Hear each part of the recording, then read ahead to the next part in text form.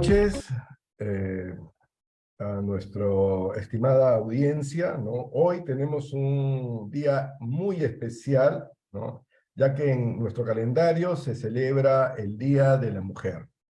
Y en este día tan especial, ¿no? Que es el día de nuestras mujeres, de nuestras esposas, de nuestras madres, de nuestras hijas, ¿no? Tenemos realmente un panel excepcional para hablar del problema del cáncer en la mujer, y en esta cruzada por parte de la Sociedad Peruana de Cancerología de manejar el cáncer en etapas tempranas, ¿no? Hoy, con nuestra presidenta, la doctora Tatiana Vidaurre, ¿no? Y un selecto panel, ¿no? Bajo la conducción de la doctora Natalia Valdivieso, con los ponentes como el doctor Joan Pérez, el doctor Fernando Cárdenas, vamos a poder tratar los dos principales problemas de cáncer que aquejan a la mujer peruana, ¿no? El cáncer de mama y el cáncer de cervix uterino, ¿no? Sin más que poder ampliar en este punto, ¿no?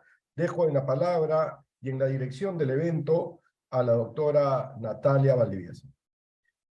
Bienvenida, doctora Valdivieso. El micrófono Buenas es noches. tuyo. Buenas noches, muchas gracias por la invitación.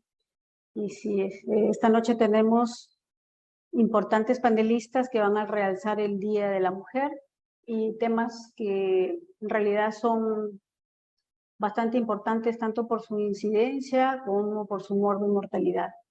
En la primera charla vamos a contar con la presencia de la doctora Tatiana Vidaurre, ampliamente conocida por todos nosotros. Es jefe institucional del INEI. La doctora tiene estudios en salud pública con amplia experiencia en investigación clínica. Es oncóloga clínica del Instituto Nacional de Enfermedades Neoplásicas, del Departamento de Medicina. Tiene su posgrado también en oncología clínica molecular en el NCI en Estados Unidos. Tiene amplia experiencia en administración pública, ¿no? Y formación en gestión de servicios, administración pública y auditoría médica. Y bueno, como todos sabemos, la doctora siempre está a la vanguardia y ha participado en muchos estudios clínicos de investigación, autora de muchos trabajos de investigación. Entonces, esta noche la doctora Vidaurre nos va a hablar sobre el cáncer de mama y su impacto en la mujer. Doctora, adelante, es un placer tenerla con nosotros. Muchas gracias, doctora Valdivieso. Muchas gracias por la introducción. También agradezco al doctor Sandro Casavilca. Me gustaría compartir la presentación.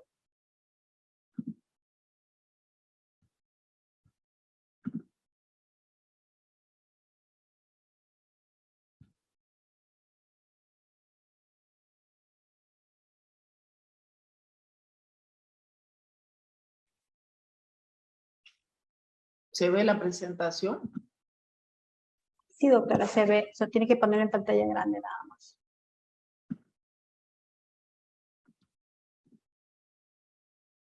¿Y dónde se pone? Ah, ya que está, la encontré.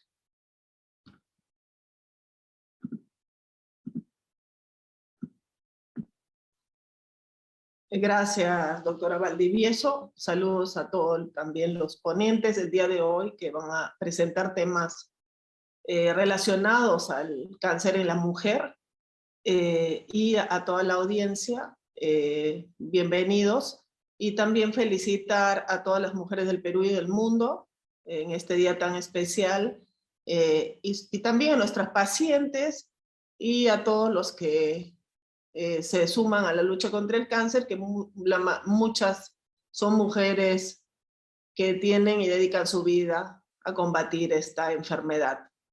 En ese contexto, el día de hoy he querido presentar un poco este trabajo que se realiza con el Club de la Mama, que son las pacientes oncológicas del INEI, del Club de la Mama, porque a través de esta experiencia vivencial de este grupo de pacientes podemos entender el impacto en las pacientes oncológicas que tiene esta enfermedad.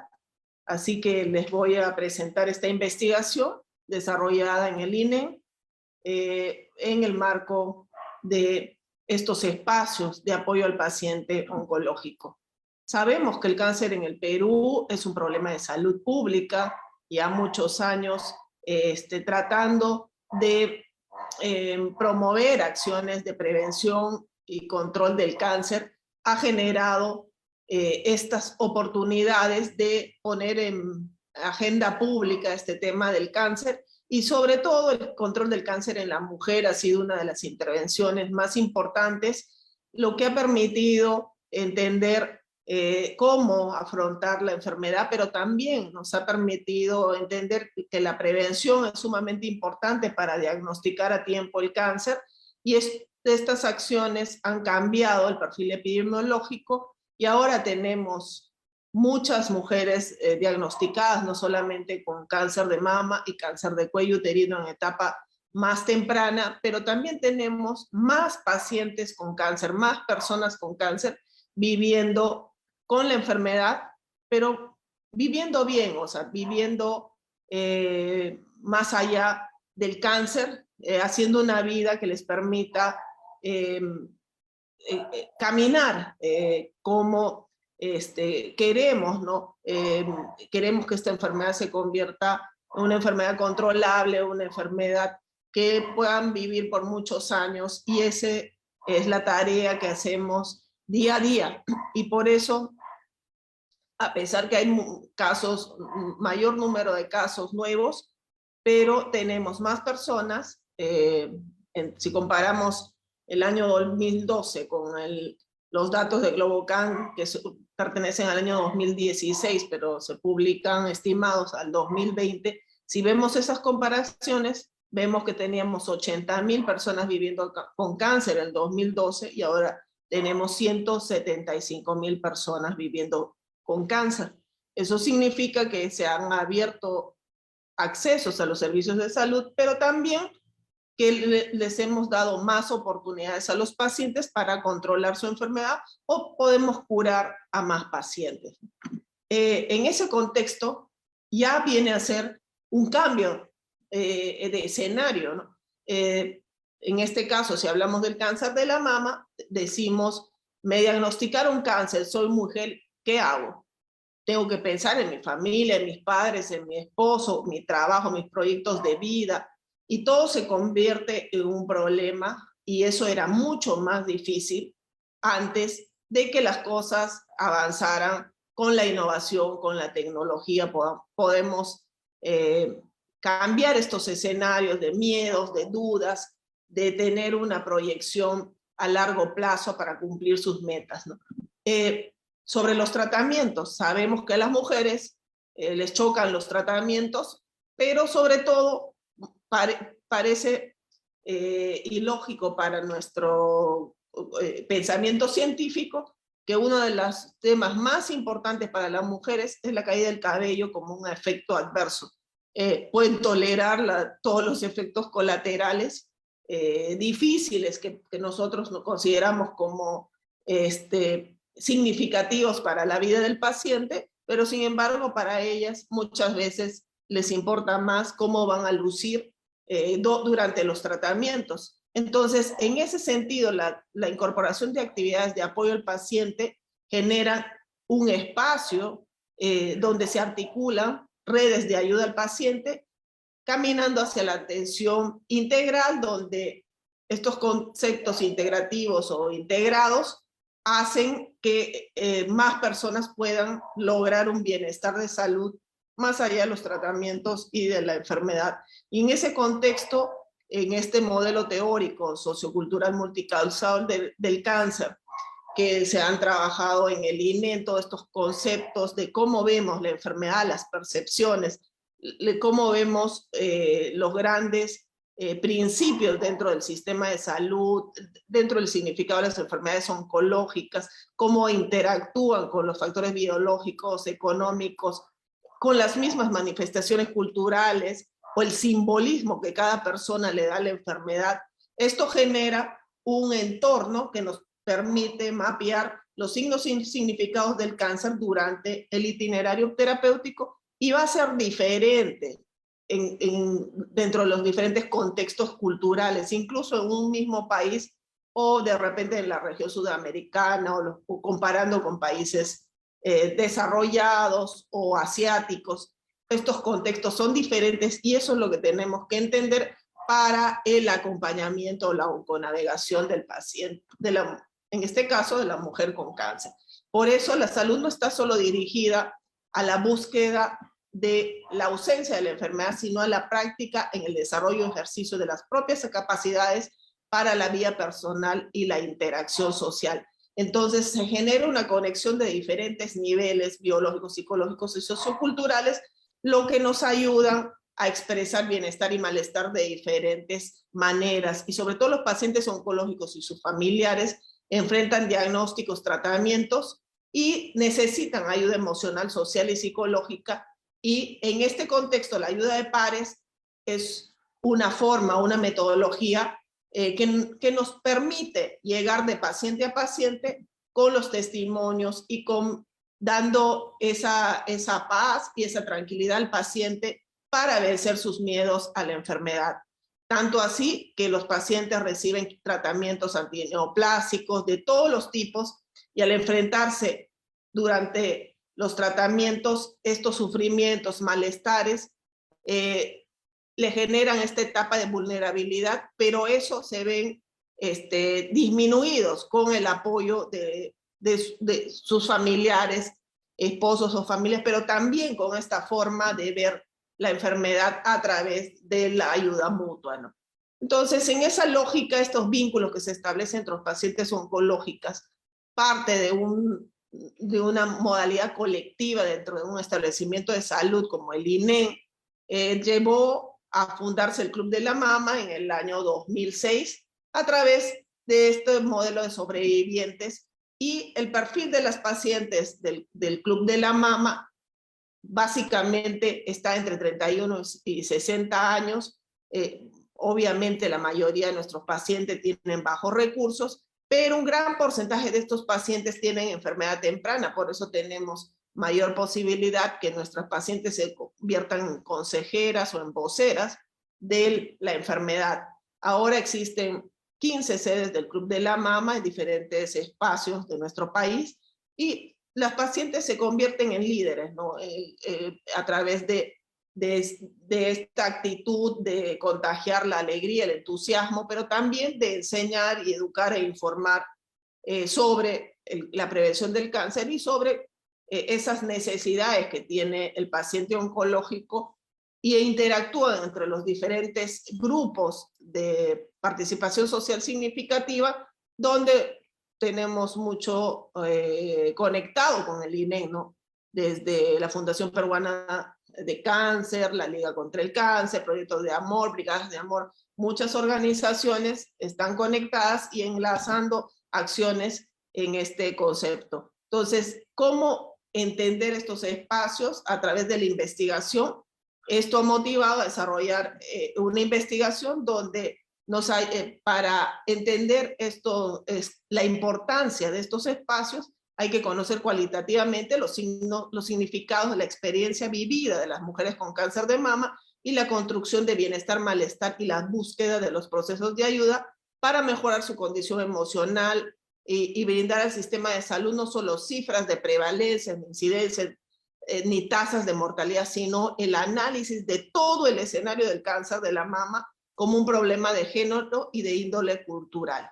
Entonces, estos datos pueden ser de una gran ayuda en los siguientes diseños y elaboraciones de lineamientos normativos y metodológicos que incorporen todo o integren todo esto enfoque no solamente social, sino intercultural. Entonces, así se planteó explorar la percepción que tienen del Club de la Mama las mujeres con cáncer de mama en el marco de su experiencia de enfermedad y los procesos de búsqueda de ayuda.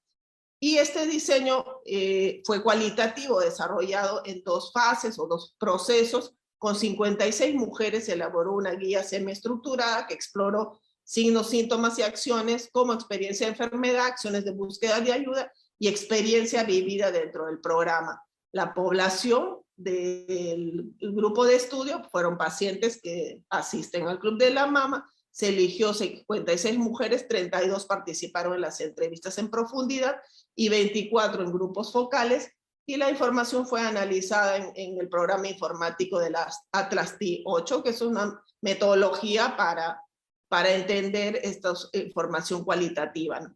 Se separaron o clasificaron a los pacientes entre tratamientos antineoplásicos agresivos, no agresivos, pacientes con enfermedad activa, sin enfermedad activa, y se entendieron estos escenarios y también se separaron con jóvenes adultos.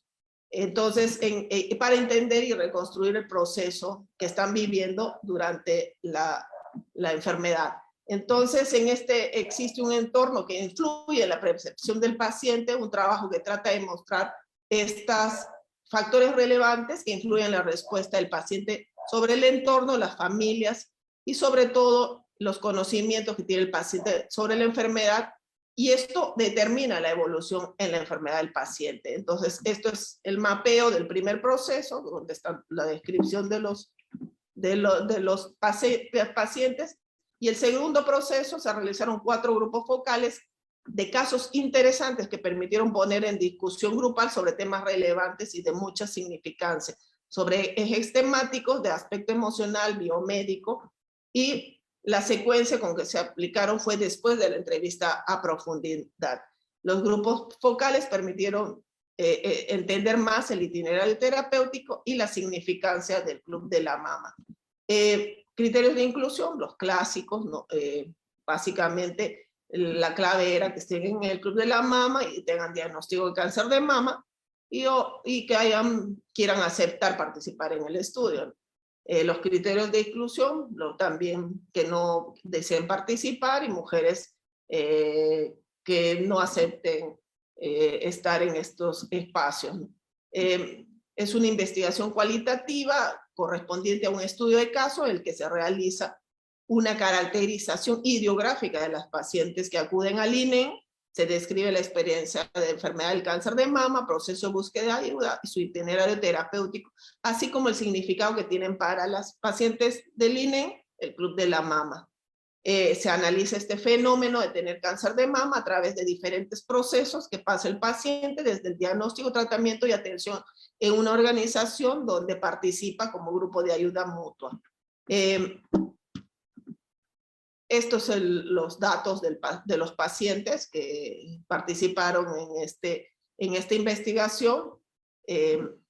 Bueno, la mayoría tienen cobertura, tienen el Seguro Integral de Salud, y estas son las categorías de análisis: signos, síntomas y acciones como experiencia de enfermedad, que viene a ser la construcción de malestar, acciones de búsqueda de ayuda de las mujeres con cáncer de mama durante su experiencia de la enfermedad, y experiencias vividas dentro del programa. Y este es el árbol de análisis de la descripción de la experiencia mediante los signos y significado y acciones en el proceso de construcción de malestar. Si ustedes ven, hay una serie de temas, de ejes temáticos, donde la mayoría de estos se analizan y se sistematizan a través de lo que se han recogido de las entrevistas a profundidad, dentro de ellos conocimiento de la enfermedad, experiencia de enfermedad, estado emocional, significado y consecuencia, calidad de vida. Todo esto es importante para la mujer con cáncer de mama. El otro es el tema del mapeo, el proceso de búsqueda de ayuda en el itinerario terapéutico, y acá vemos que búsqueda de ayuda, que está relacionado con el objetivo 2, tiene que ver con ayuda recibida frente al diagnóstico, ayuda recibida frente al tratamiento, y también acá hay previos, reacción frente al diagnóstico, cambios en relaciones personales, interpersonales y reacciones frente al tratamiento. En este otro tema de la significancia del Club de la Mama, ven cómo en su participación, el significado, los tipos de ayuda, la experiencia y la relación que tienen en este espacio, ¿no? Bueno, ha sido las consideraciones éticas, todo aprobado en forma regular y formal, y también el beneficio que tienen las pacientes del estudio probablemente no es directo, pero a través de esto entendemos que se generan oportunidades para visibilizar estos espacios tipo Club de la Mama, y tendremos más conocimiento académico para sistematizar estos modelos. Estos son los resultados. Vemos en cuanto a la distribución de la experiencia de la enfermedad, si vemos con qué se relaciona esta reacción emocional, por ejemplo, en relación al cáncer, se relaciona con el tratamiento, con la recuperación y con el diagnóstico. Si vemos enfermedad previa, pensamos en la familia, en lo personal y en lo social. Si vemos conocimiento de enfermedad, buscamos información, los signos, y todos estos conceptos aparecen en el lenguaje del paciente. Significados y consecuencias en relación al diagnóstico, a la autoestima. Un tema importante que ha salido es la sexualidad, lo cual muchas veces no hablamos, los doctores, ni el personal de salud, en ninguna institución. Respecto a la calidad de vida, también aparece el tema social, el personal, la familia. La familia está en varios espacios. Y en cuanto a los otros resultados, bueno, en este tema de resultados, si vemos la descripción, las pacientes, por ejemplo, que tienen tratamientos antineoplásicos agresivos con evidencia de enfermedad activa, refieren síntomas como molestias físicas no evidentes y relacionan la enfermedad a un estado de malestar emocional. En cuanto a las pacientes que tienen tratamientos agresivos con evidencia de enfermedad, también tenemos ese signo que las pacientes nos van contando, los signos, por ejemplo, el tumor, la axila, el tamaño de la axila, el tamaño del nódulo de la axila. Entonces, cada paciente te va explicando qué significa esta descripción de experiencia de enfermedad en su forma de percibir las cosas. Entonces, y acá vemos también que el cáncer es considerado como una enfermedad grave y degenerativa, causa impacto emocional en las personas, más aún si hay antecedentes familiares, lo cual es frecuente con relación a la enfermedad. También ven los efectos adversos, hablan sobre ello, hablan un tema sumamente importante para ellas, como el cambio de imagen corporal evidenciada por la amputación de la mama, ¿no? Y la pérdida de cabello y cambios, digamos, se suben de peso. Esto afecta emocionalmente a las personas y las lleva a evitar el contacto social y afecta la autoestima por la reacción de las personas del entorno frente al cambio físico observable en las personas afectadas por cáncer. Estos son lo que dicen las pacientes y cómo ellas perciben. Y la calidad de vida está estrechamente relacionada a la confianza hacia una respuesta positiva al tratamiento. La que cree que va a tener una respuesta positiva va a tener una mejor calidad de vida. En este tema también la falta de control o mal manejo sobre las emociones, ellos consideran que es provocado por la propia enfermedad, y el significado de la enfermedad en el primer momento las afecta emocionalmente, pero con el tiempo van identificando el cáncer como una oportunidad que les ayuda a mejorar en la vida. También el paciente, los cambios de imagen corporal pueden traerle síntomas depresivos, y esta recuperación y autoprotección con mecanismo de defensa protege la autoestima. Y así van explicando cada uno de estos análisis que si la enfermedad avanza, va a intensificar las reacciones emocionales como sentimientos depresivos, preocupación excesiva, más aún cuando tienen preguntas que no son resueltas por el personal de salud. Cuando hay este desconocimiento de las causas de enfermedad, presentan probablemente más información con relación a los procedimientos, pero hay pocas esperanzas. Y según el tipo de tratamiento y los efectos adversos que reciben, también van viendo cómo se van presentando todas estas emociones, pero el alivio del malestar físico aumenta el optimismo. Basta que mejores físicamente, por más que la enfermedad esté avanzada, te vuelves más optimista. Entonces, con el tiempo, la mejoría del estado emocional la relacionan con la recuperación física y van cambiando su percepción sobre la enfermedad.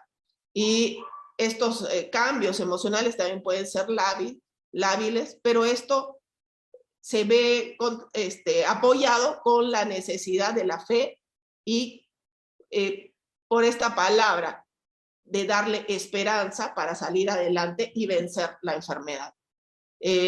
Cuando se intensifica todas estas emociones espirituales, le das más capacidad a la persona de ser resiliente ante las dificultades. Y el otro tema, que era la infertilidad, que tiene que ver con la afectación de su feminidad, y sobre esto, cuando se ve en esta circunstancia, evita el contacto social, sobre todo también con el sexo opuesto. Entonces, el siguiente mapeo es el proceso de búsqueda de ayuda, donde vemos una serie de espacios, como por ejemplo ayuda recibida frente al tratamiento, en quien busca, de repente en la familia, en la pareja, la ayuda recibida frente al diagnóstico, también lo busca básicamente en la familia. Pero hay datos que, por ejemplo, la reacción frente al tratamiento en el entorno social, también lo puede buscar ese tipo de espacios de ayuda. Y en este mapa de procesos vemos lo que respondieron los pacientes o las mujeres con cáncer de mama. Los afecta emocionalmente, aparece siempre estos cambios, este tema físico, este tema emocional, y que hace que se sientan diferentes, ¿no?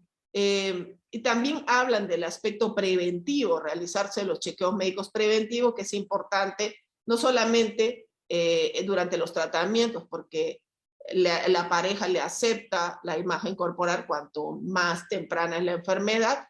Entonces, los chequeos médicos preventivos es una necesidad que ellos tienen de contar a las nuevas pacientes o a la población para hacer esta tarea de la ayuda mutua.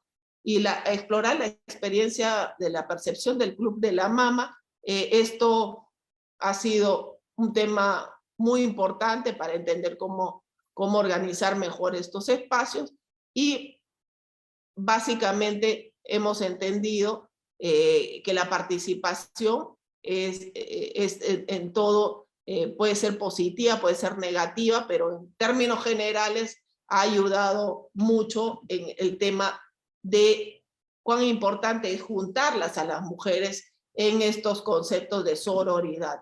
Así que las mujeres, cuando se juntan, tratan de resolver los problemas en forma conjunta, aparece esta palabra, aparece esta consideración, donde les ayuda a compartir la vulnerabilidad, se sienten, superan esa vulnerabilidad, se sienten, valoran la unión entre las mujeres por encima de sus diferencias, valoran el cuidado en la salud, la confianza en los testimonios de las otras mujeres. Se genera confianza cuando se cuentan los testimonios, y también tiene que ver con las emociones, ¿no? Entonces, este concepto que ha aparecido como entender el Club de la Mama, se entiende el Club de la Mama a través de la sororidad, que es un concepto innovador que pensé que nunca iba a ver qué significa el Club de la Mama, y finalmente significa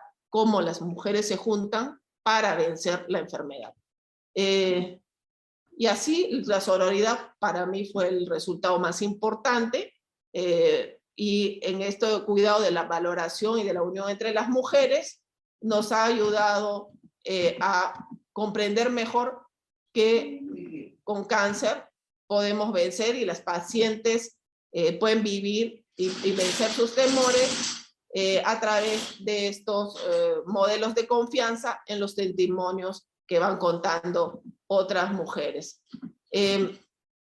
para ir cerrando las conclusiones, esta experiencia es vista como una enseñanza de la vida más que un castigo y produce un cambio espiritual hacia la búsqueda de ser mejor persona, una serie de dinámicas durante la experiencia de la enfermedad, y la sororidad de la mujer es parte de este aspecto emocional que nos ayuda a generar confianza, cuidados, valoración de unión.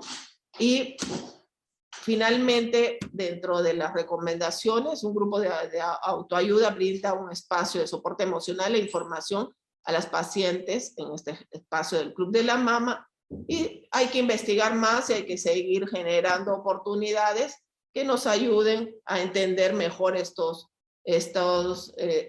cómo interactuar en estas modalidades que son científicamente válidas. Muchas gracias por su atención. Muchas gracias, doctora Vidaurre. En realidad es un excelente trabajo, ¿no? Es un excelente trabajo que nos acerca mucho a los pacientes. Y es que en verdad el médico tiene que entender el sentir de los pacientes para poder guiar. Yo creo que es importantísimo que nosotros nos identifiquemos, sepamos cuáles son nuestras barreras como médicos, de repente para hablar, para llegar al paciente, y también para lograr una mejora de adherencia, ¿no? Porque nosotros sabemos que si nos entendemos, hablamos un lenguaje que el paciente lo sienta como propio, probablemente la adherencia a los tratamientos, a la sobrevida, sea mucho mejor, ¿no? Entonces, hacer este flujograma, este camino de cómo llegar a ellos, es en realidad vital. Yo felicito a la doctora y a su grupo porque en realidad trabajos como estos son trabajos innovadores que muchas veces no les damos la importancia debida, pero cada vez sabemos más que existen inclusive algunos trabajos que hablan de la relación del ánimo, de los síndromes ansiosos depresivos con la sobrevida, ¿no? Entonces, yo creo que este es un paso para acercarnos a esa data.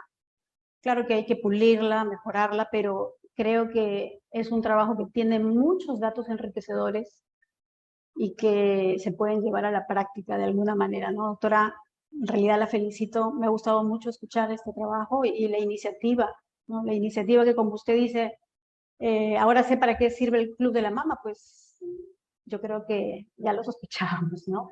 No sé, si hay alguna pregunta de la audiencia, por favor, dejarla en el chat. Entonces, doctora, de todos estos datos que usted ha encontrado, ¿cuál es el que más la ha impactado?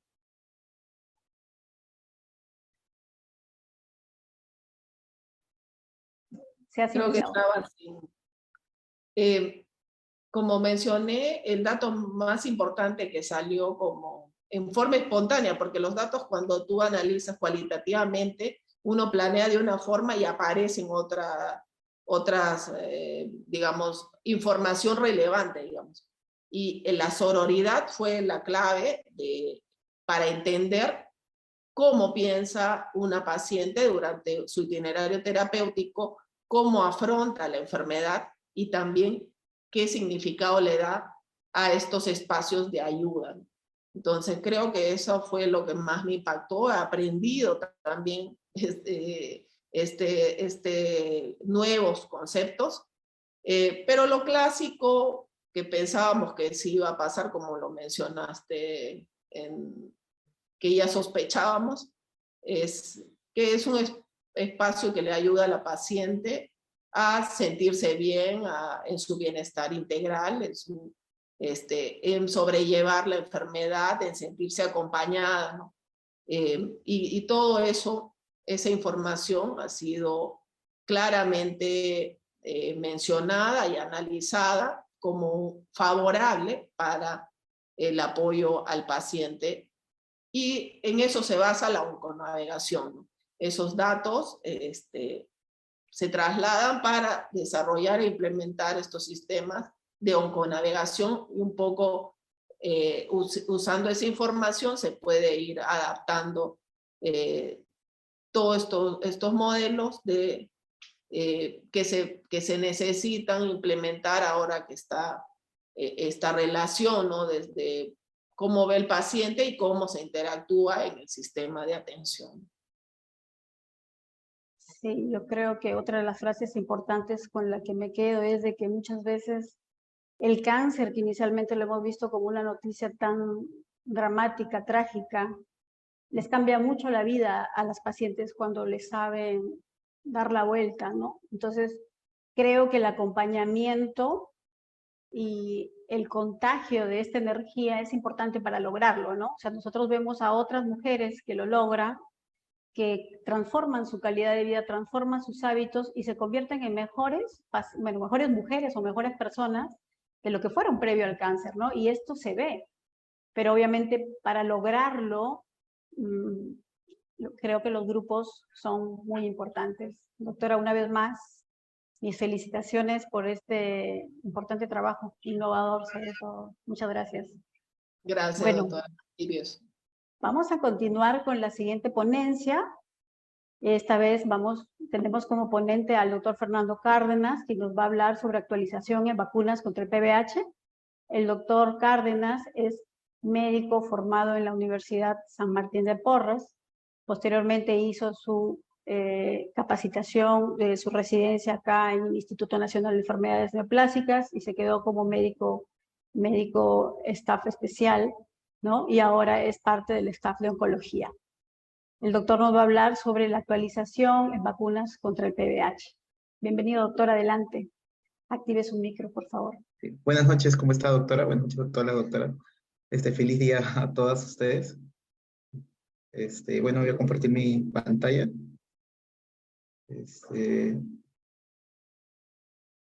¿Me confirma si es que ya se puede ver la pantalla de inicio, por favor? Sí se ve, perfecto. Muchas gracias. Bueno, a mí el tema que me ha tocado para exponer en este día por la sociedad es actualización en vacunas contra el VPH. Hay varias características que nosotros ya hoy en día ya no tratamos de conversar de la vacuna, ¿no? O sea, por ejemplo, no como que si es efectiva, de repente en qué edades poner, porque ya son preguntas que con el tiempo se han ido resolviendo. Y más bien cada vez que vamos avanzando, se empiezan a ver nuevas preguntas y nuevos estudios que nos llevan a la actualización de cómo vamos, ¿no? Cómo va en general.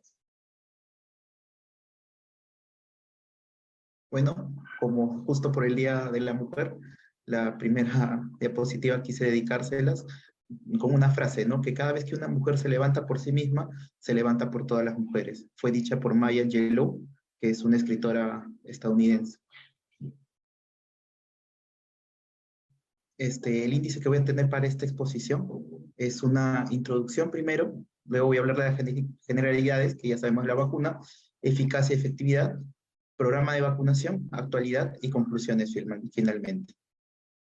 Como introducción, sabemos que el cáncer de cuello uterino es un problema de salud pública, como todos los cánceres, en especial en países en vías de desarrollo. Podemos saber que es uno de los primeros lugares en incidencia en lugares de pobreza extrema, por ejemplo, como nuestro país, ¿no? En Madre de Dios, por ejemplo, o en Cabelica.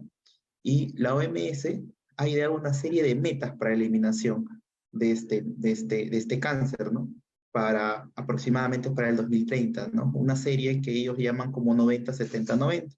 Y uno de estos ítems, que son 3, justo el primer 90, es lograr la vacunación del 90% de las mujeres entre una edad de 9 y 15 años para poder disminuir la prevalencia del cáncer, ¿no? Ahora, como generalidades, sabemos que el virus del papiloma humano es el principal causa de cáncer de cuello uterino. Más del 90%, por no decir el 99% de los cánceres de cuello uterino son generados por este virus, para que pueda seguir su historia natural. Tenemos que existen genotipos de bajo riesgo, como el 6 y el 11, ya que son responsables del 90% de las verrugas genitales, o sea que son causantes de esas lesiones que podemos ver no solamente en índole, se puede decir vaginal, cervical, sino también vulvar o anal. Tenemos que también hay genotipos de alto riesgo, en especial el 16 y el 18, con mayor prevalencia del 16, que nos llevan a las lesiones tanto premalignas como malignas, siendo responsable del aproximadamente 85 a 90% de los cánceres. En especial la 16, hay varios estudios donde han reportado su incidencia, llegando hasta aproximadamente el 30-40% de la mayoría de cánceres a los que han llegado.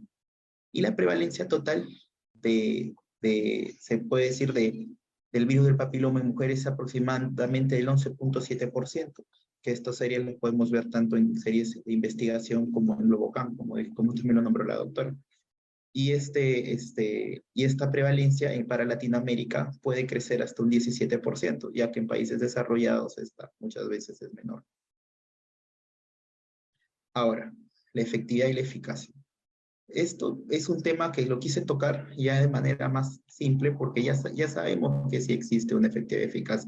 Desde que apareció la primera vacuna bivalente hasta después la aparición de la tetravalente, con la cual se hicieron la mayoría de trabajos, en especial los actuales, la nonavalente, que están disponibles, por ejemplo, en países como el nuestro, ya sabemos que brindan un alto nivel de protección. Estudios como el Future 2, que salió, dio varios resultados que hablaban de la efectividad y eficacia, que llegaba hasta un 90% para lo que eran NIC2. Después, una vez que las pacientes eran vacunadas, y hasta lograron encontrar con el tiempo que las pacientes que eran vacunadas, la mayoría de ellas ni siquiera hacían enfermedad en el tiempo de control. También sabemos que el 98%, gracias a estos estudios, que el 98% de las mujeres vacunadas lograron desarrollar anticuerpos, y la eficacia de la vacunación contra el VPH se mantiene por encima del 90% hasta después de transcurrir 10 a 12 años, que son los resultados que hemos tenido y que ya los conocemos. Ahora, los programas de vacunación, nosotros sabemos que, y lo estoy haciendo recordar y como los principales, que Suecia fue uno de los primeros países en mostrar sus resultados, que fue uno de los primeros en aceptar este programa de vacunación, ya con la vacunación tetravalente, en la cual asoció una reducción sustancial del riesgo de cáncer uterino invasivo a nivel de toda su población, en especial en las mujeres que habían sido vacunadas. En un censo que ellos hicieron, lograron encontrar los primeros resultados, y estos resultados a gran escala fueron con los que empezaron otros países a volver a tomar, se puede decir, la iniciativa para también ellos poder realizar sus esquemas de vacunación. Tenemos otro país que fue básicamente el siguiente en dar sus resultados positivos, que encontrando una disminución en los niveles de alto grado al momento del diagnóstico, fue Australia, que como ven, a partir del 2007 empezó a introducir un programa de vacunación, logrando altos éxitos de cobertura, y ellos ya iniciaron con un programa de vacunación para ambos sexos, porque se encontraba de que si por solamente la mujer estando vacunada no lograba generar una protección rebaño hacia el varón o hacia las otras personas, y más bien cuando se encontró que cuando se hacía la doble vacunación, tanto a hombres como mujeres, se lograba realizar dicha protección. Ahora, nosotros tenemos que la OMS ya en el 2022 toma las vacunas contra VPH, que debe introducirse como parte de una estrategia integral y coordinada para prevenir el cáncer de cuello uterino y otras enfermedades causadas por él, como son el cáncer de ano, como puede ser el mismo cáncer de vulva, de laringe, entre otros, que aunque no son los resultados que buscan, porque la mayoría ha sido buscados en Cervix, se están extrapolando, y ya hay algunos estudios iniciales que están mostrando resultados similares. Ahora, el esquema de vacunación que hasta el 2022 la OMS recomienda es el esquema de 2 dosis, ya con un público objetivo a partir de los 9 años. Ahora, eso no significa que hoy en día nosotros estamos viendo actualizaciones como de una sola dosis. La OMS también las pone, más que recomendarlas, las pone como un acápite de que pueden ser usadas según la situación y según también el tipo de vacuna. Como vamos a ver más adelante, esa es una de las preguntas que en la actualización debemos conocer. Ahora, tenemos en consideración el Perú. Sabemos que ya está dentro de nuestro esquema de vacunación. Pertenece desde hace muchos años atrás, pero en el 2022 ya sabíamos que empezó como 3 dosis, fue cambiada a 2 dosis durante el periodo actualmente del COVID, y hasta todo el año 2022 siguieron dejando que se haga en 2 dosis, una dosis al inicio y otra dosis 6 meses después. Pero en el mismo esquema, en la actualización de noviembre de este año, ya reconoce que desde el 2023 a todas las niñas, también entre 9 y 13 años, o que estén en el 5º grado de primaria, se deben vacunar. Y también en esta actualización de noviembre del año pasado, ya entran los varones dentro del esquema de vacunación, también entre 9 y 13 años, y que se encuentran en ese momento en quinto grado de primaria. Ahora, de ahí podrían nacer varias preguntas. Doctor, ¿y qué pasa con los esquemas para las mujeres que ya tenemos más edad, más de 15 años, que de repente ya no estamos dentro de esa edad que corresponde que podríamos ser, o ya no estamos? Dentro del esquema de vacunación del MINSA, o sea, dentro del área gratuita, ya no corresponde. Tendrían que hacerse mayor cantidad de estudios para ver la necesidad de vacunación de ellos por parte del Estado. Pero para ellos este es el grupo, como lo recomienda la OMS. Pero eso no significa que no se recomiende la vacunación, en especial a mujeres, como les dije en un momento, mujeres que puedan estar en riesgo, mujeres que se puede realizar mayores de 15 años. Hasta la OMS, dentro de todo, recomienda que a mujeres mayores de 15 años, de repente la utilización de las 3 dosis, y que han mostrado resultados favorables, ¿no? Lo mismo en varones, ¿no? No hay, todavía lo recomiendan, pero como les digo, vuelvo a comentar, deben hacerlo, es recomendado familiares, ¿no? Para poder ver la disminución. Aún sabiendo que, como sabemos, Perú es para nosotros el cáncer de cervix o las lesiones intraepiteliales son un problema. Ahora, en especial, también debemos recordar que las personas que deben estar vacunadas, y en especial para hacer un acápite, son aquellas personas que están inmunocomprometidas, que podrían tener algún tipo de enfermedad también que los inmunocompromete. Ellas también deberían vacunarse y están dentro del esquema.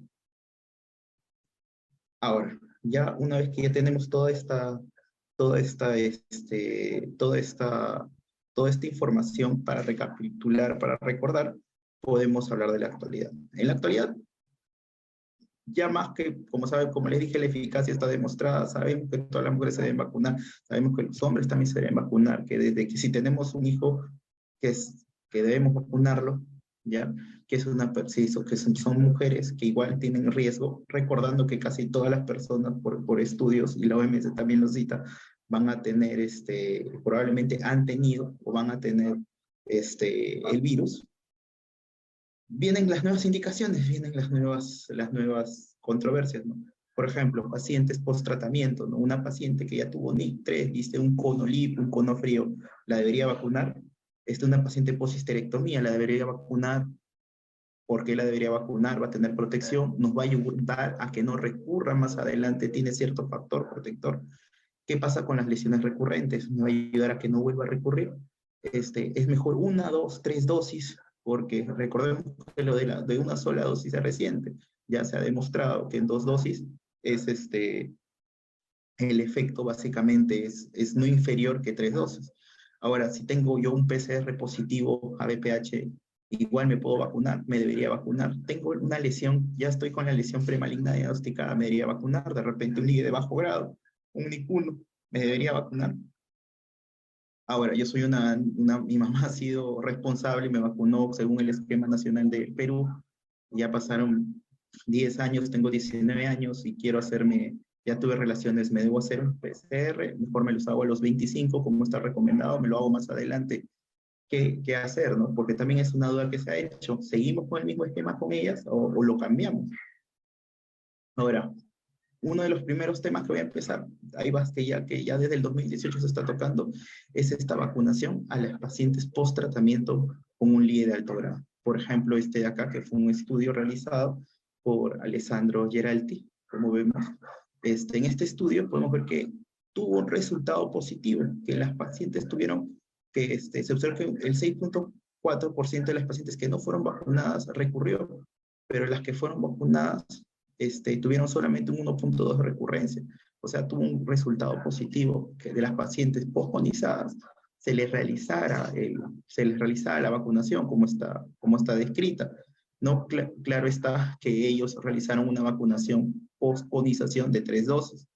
Ahora, pero ¿qué problemas hubieron o qué problemas resaltan estos? Aunque este fue un estudio de carácter prospectivo, tiene muchas fallas en la metodología, por eso no lo toma muy en serio, en especial con el ciego, para la aleatorización de los pacientes.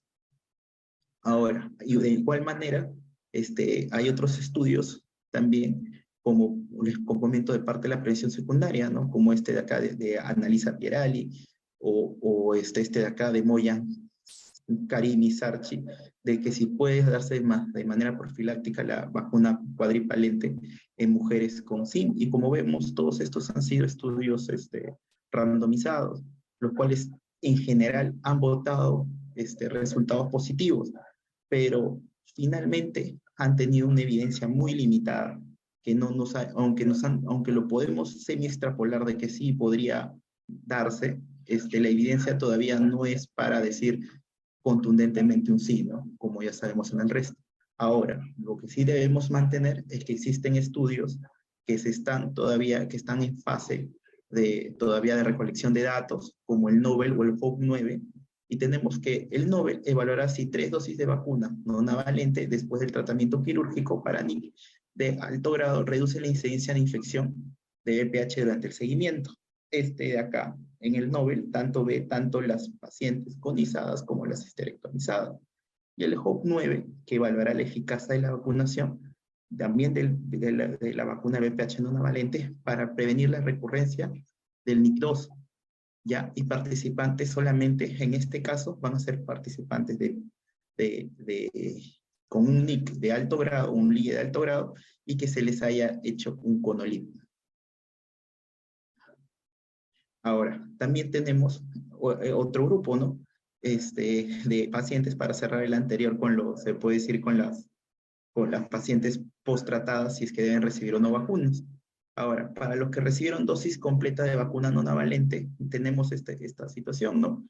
¿Cuál va a ser el óptimo screening para ellas? Tenemos que seguir con el screening, tenemos que seguir haciéndoles de repente, bueno, ya tenemos sociedades como la Americana de Colposcopía, que solamente solicita el test de VPH más que la citología para el Papá Nicolau, aunque acá en el Perú todavía debemos seguir usándoles, ya en otros países ya recomiendan solamente usar la otra. Este estudio nos lleva a que para estas pacientes tal vez una mejor opción de cribado sea 10 años después todavía. De repente, y todavía pone un intervalo de edad, ¿no? De repente iniciarlos entre los 30 o 35 años de edad. ¿Ya? Este estudio también de Senatech nos habla del impacto negativo y significa que han tenido los resultados falsos positivos en las pacientes que han sido, que están siendo, se puede decir, tamizadas antes de tiempo y que han sido, se puede decir, vacunadas. ¿Ya? Acá también, tenemos, disculpen, acá, y en de acá estos estudios están recién todavía saliendo para poder determinar si es necesario o no continuar con el seguimiento de estas pacientes vacunadas para poder ver si les seguimos o no con el tamizaje convencional o si les damos más tiempo, ¿no? Que ellos están recomendando en los últimos manuales de la ESGO, entre otros, nos recomiendan de que sí, de que se debería revisar y hacer estudios para comprobar si es necesario o si sería mejor tamizarlas a mayor edad, ¿no? Empezar su tamizaje a mayor edad. Ahora, así como tenemos, como le dije, para cerrar el anterior, también tenemos la evaluación de la durabilidad de una dosis versus la vacuna bivalente. Como les comenté previamente, ya sabemos que entre la trivalente, se puede decir entre una dosis y entre 3 y 2 dosis, no hay inferioridad. Pero ahora, con una sola dosis, podemos ver que ya hay estudios que también están comenzando a decirnos de que sí, de que en este estudio fue uno de los que empezó a decir que sí llegan a los niveles.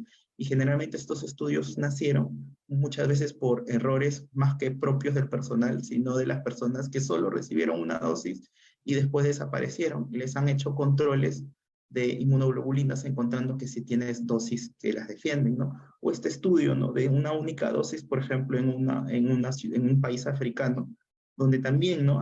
Que les hicieron el título de anticuerpos después de 10 años encontrando resultados positivos, ¿no? En 10 años de seguimiento.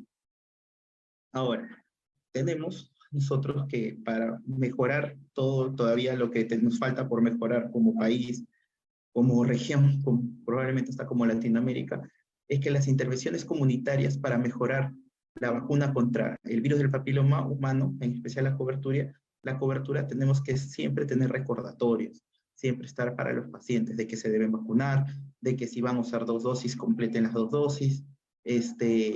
Tenemos que ver cómo hacer comerciales de quiénes se pueden vacunar, es decir, que no hay casi contraindicaciones para no vacunarse, programas de vacunación en la escuela que estén constantes, intervención médica, ¿no? También siempre aconsejar con nuestra parte como médicos, tanto a nuestros conocidos, familiares, pacientes, no solamente por ellos, sino también por sus familiares, ¿no?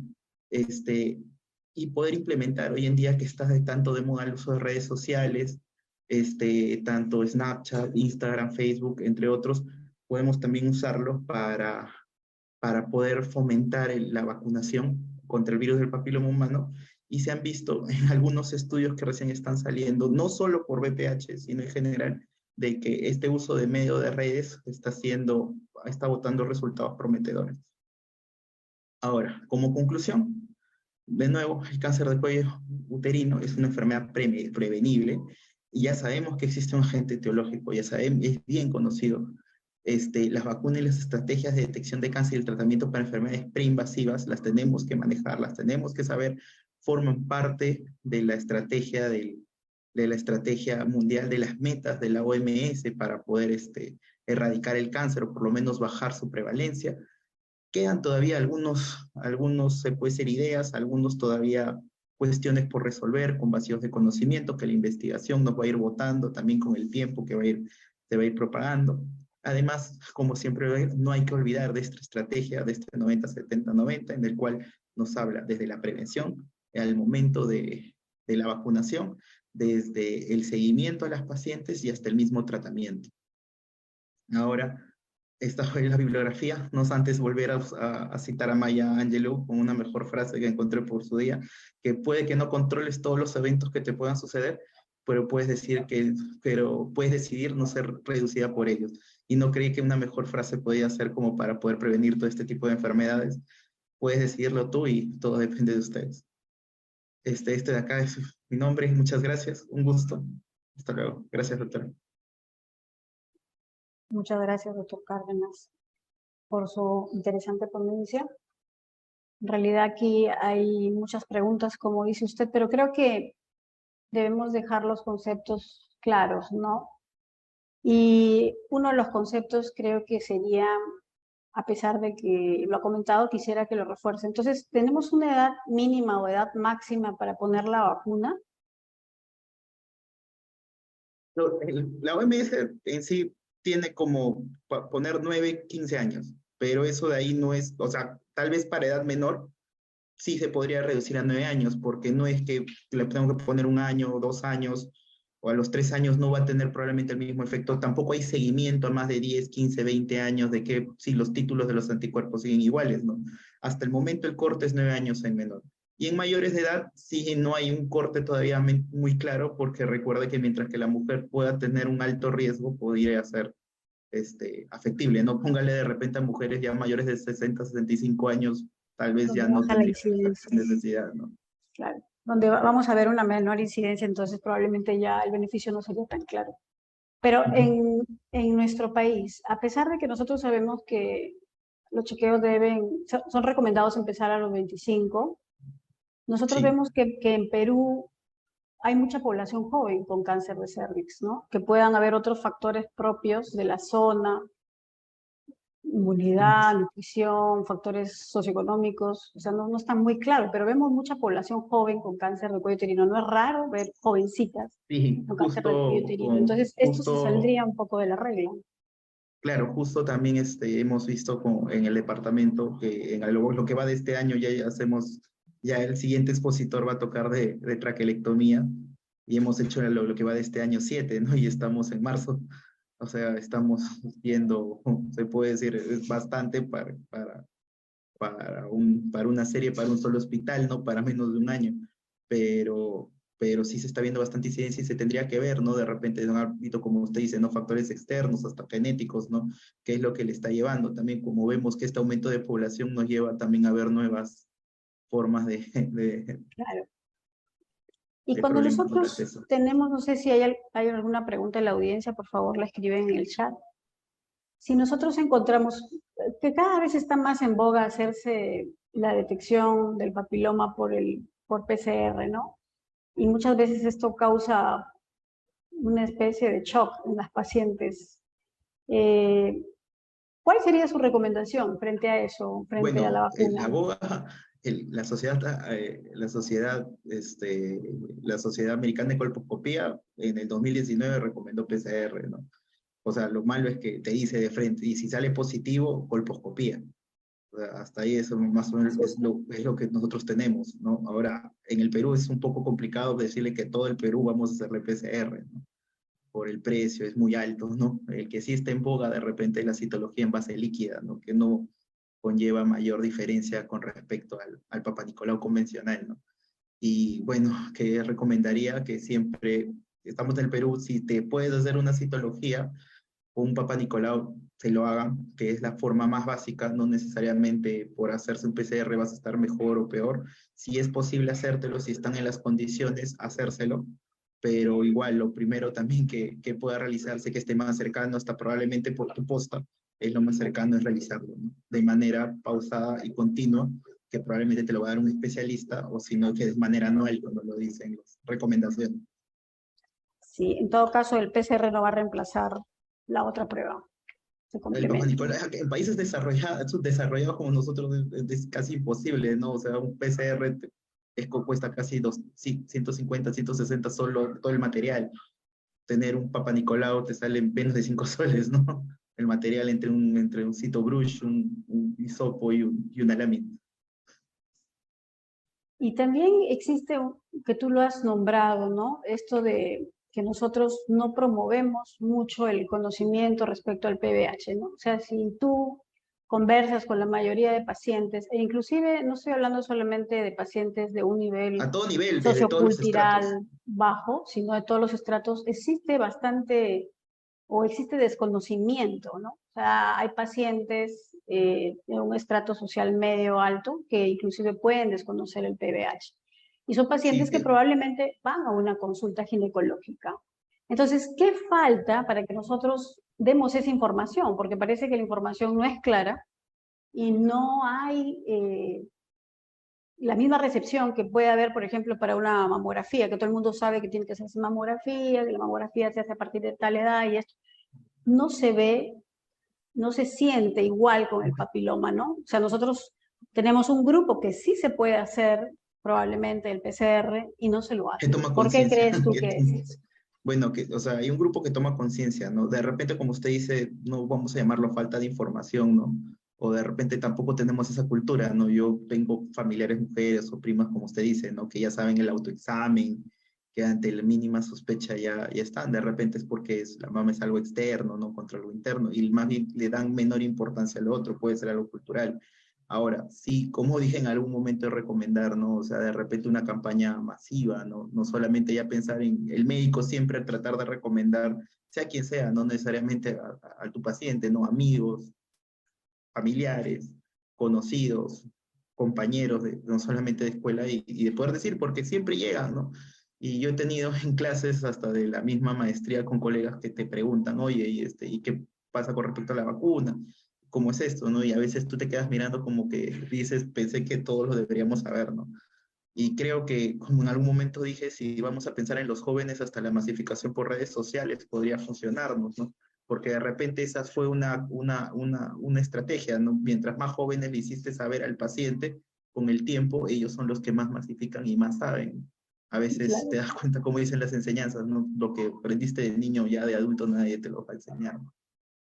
Sí, pero también creo que esa es una crítica para nosotros mismos, Sí. los médicos, ¿no? Porque no logramos llegar a dar ese mensaje claro, ¿no? Que sí lo Sí, hemos logrado en otros cánceres, aquí no lo logramos dar, ¿no? E inclusive claro. hay trabajos que dicen que, por ejemplo, hacerse el autoexamen, tomarse el PCR, no, me refiero, no tiene tasas inferiores a hacerlo con un No, claro, o profesional. sea, hoy en día están viendo el hecho de auto tomarse y te dicen, no, que resultados similares, ¿no? Pero no sabes cómo se lo está tomando la paciente, ¿no? O sea, ellos te ponen en sus trabajos que sí les va bien, pero no sabemos con qué tipo de pacientes, si les han explicado bien, que no es lo mismo que de repente cuando están haciendo un trabajo les digan se hace así, a que alguien vaya a una farmacia, lo compre en un laboratorio y solo le dan unas instrucciones que hasta preguntas va a tener y nadie las va a responder. Pero lo que me refiero es que sí hay una apertura a hacerlo, ¿no? Sí. A eso voy, más allá del resultado final. Bueno, muy interesante. Yo creo que de esto de PBH se podría hablar muchísimo. Lamentablemente Todo el día, tenemos con todos los tiempo. cánceres también que están relacionados. Pero en todo caso, saber, como has dicho tú, de que ahora lo que sí tenemos claro es que la vacuna funciona y salva vidas, ¿no? Creo que ese es el mensaje con el que hay que quedarnos. Por lo tanto, hay que promoverlo con más fuerza, con más energía en todos los ámbitos. Muchas gracias, Sí. doctor. Muchas gracias a usted, Cárdenas. doctora. Feliz día. Gracias. Bueno, a continuación tenemos la participación del doctor Joan Pérez. Él nos va a hablar sobre tratamiento conservador del cáncer de cuello uterino. El doctor Joan Pérez es egresado de la Facultad de Medicina de la Universidad San Martín de Porres. Ha hecho su residencia acá también en el Instituto por Cayetano Heredia y actualmente es médico staff del Departamento de Ginecología Oncológica de nuestro hospital. Adelante, doctor. Doctora Valdivieso, muy buenos días. Muchas gracias por la invitación. Reintegrarle mi saludo por su día y a todas las mujeres presentes en la exposición, ¿sí? Nos ha tocado un tema importante acerca de la conservación de la fertilidad y el cáncer de cervix, ¿no? Es un tema poco conocido. A nivel mundial, desde el año de 1994 hasta la actualidad, se han hecho aproximadamente 3.500 procedimientos de preservación de fertilidad. ¿Y qué implica esto? Ahora, vamos a hablar un poco generalmente acerca de qué es la preservación de la fertilidad y cómo van nuestros números. En el Perú tenemos aproximadamente 4.500 casos a nivel anual en el Perú, de los cuales 1.500 casos llegan al INEM. 1.500 casos de los cuales el 80% van a encontrarse en estadios clínicos avanzados. Los tratamientos quirúrgicos solo lo vamos a realizar en el 10% de pacientes. Aproximadamente se realizan 100 a 120 histerectomías radicales por año en la institución.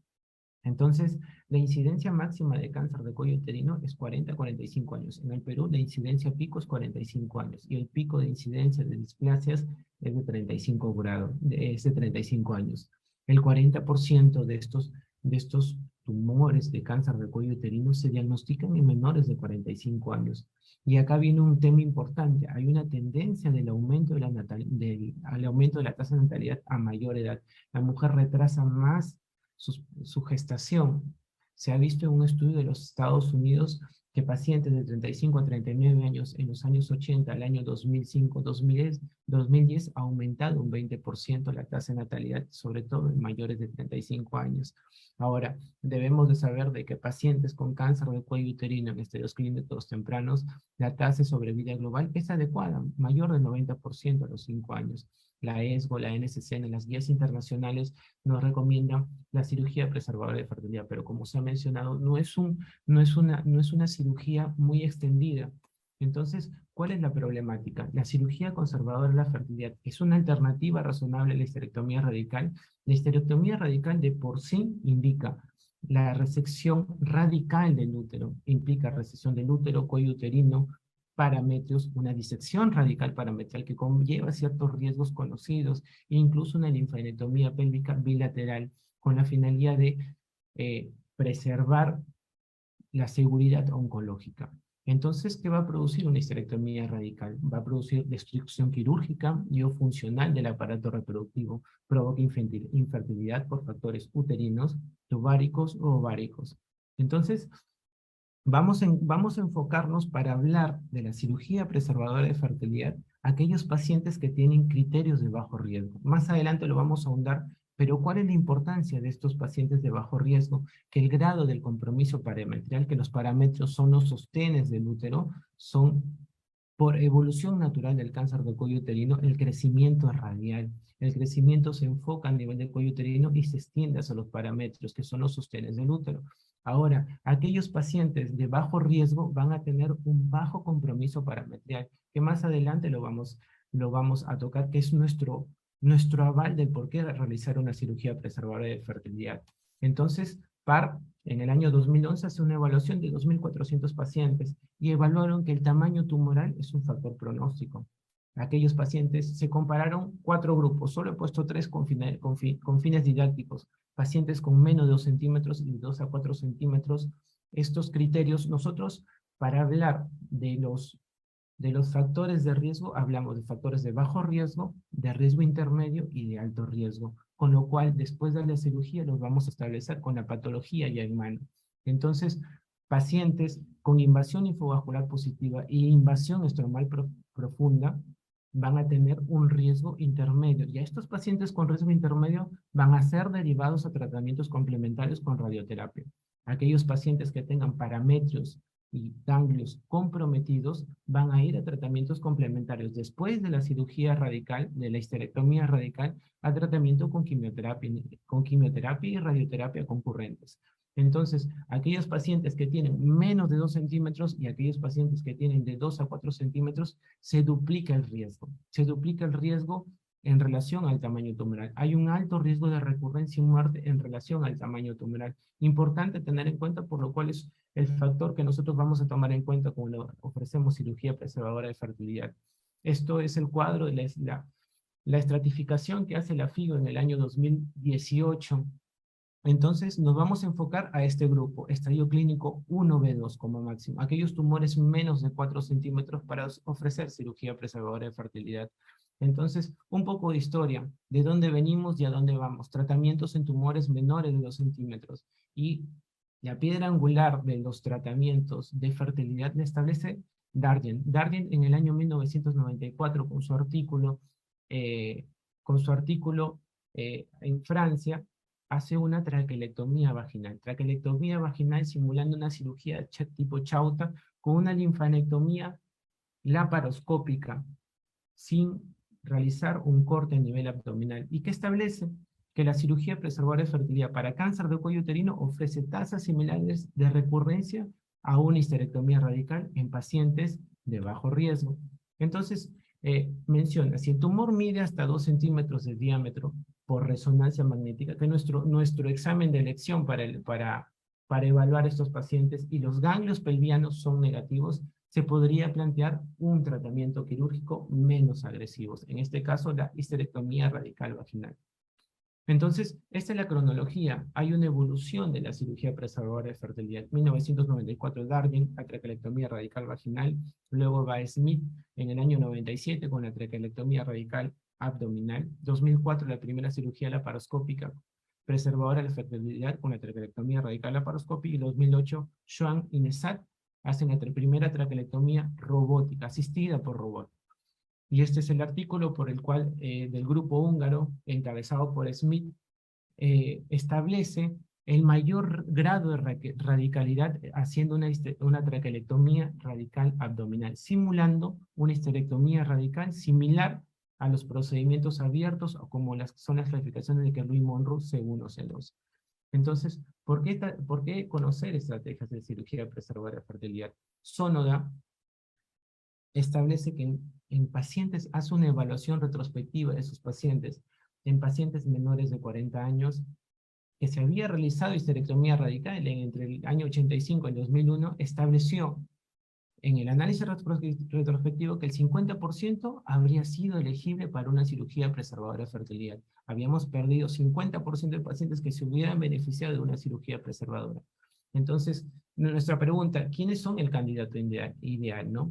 Si un límite establecido, se acepta que la edad es menor de 40 años. Ahora, ¿qué tipos histológicos? No todos los tipos histológicos van a ir a una cirugía preservadora.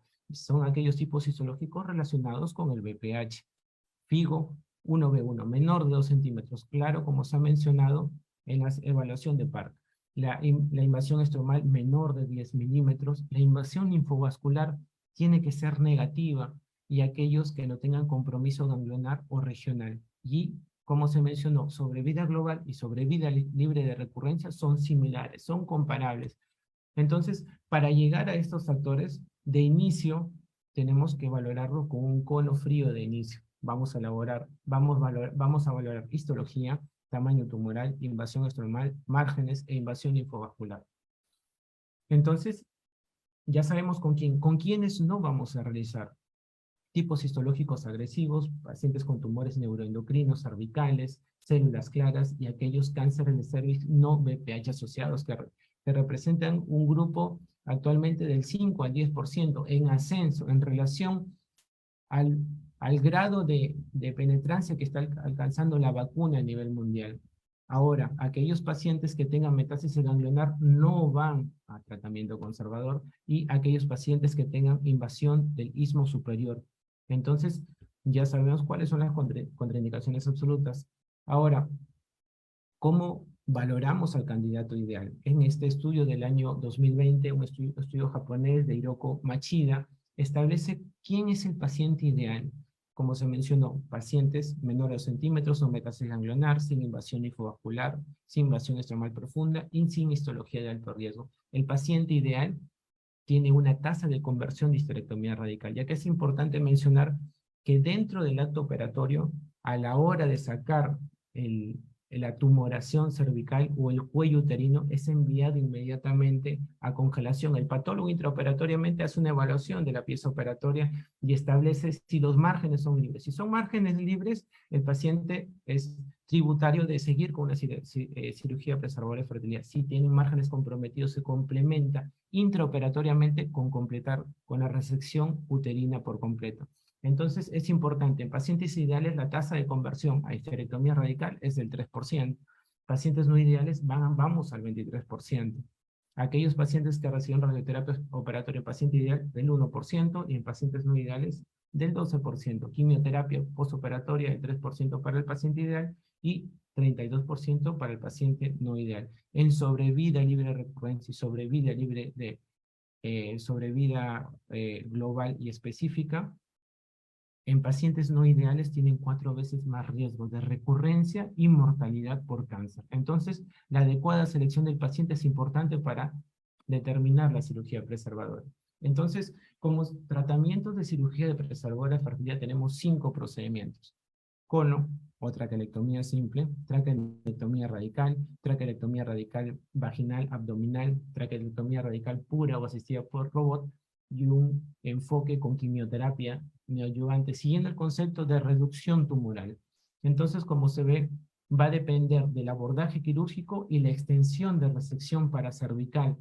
Como vemos acá en la figura del lado derecho, vemos el cono es el tipo A, la traquelectomía simple va a ser resección del útero sin los parámetros, traquelectomía simple, una histerectomía radical vaginal tipo Chauta es mencionada en C, vista en C, ¿sí? Con resección parametría limitada, y la que más simula una histerectomía radical abdominal es la traquelectomía radical abdominal.